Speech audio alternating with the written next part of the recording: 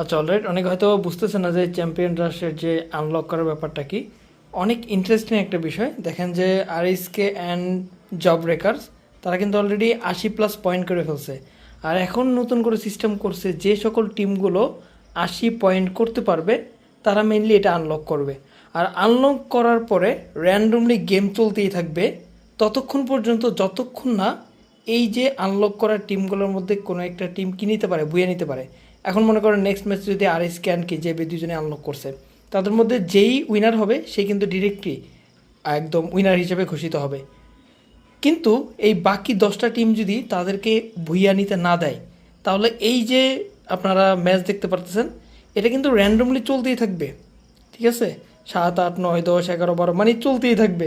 এখানে যদিও আমি জানি না আসলে কতটুকু, কিন্তু এখানে 10 পর্যন্ত দেখাচ্ছে। তার মানে 10 পর্যন্ত ম্যাচ কন্টিনিউয়াসলি চলতে থাকবে যতক্ষণ না এই আনলক করার পরে কোনো একটা টিম কি নিতে পারবে, বুয়ে নিতে পারবে।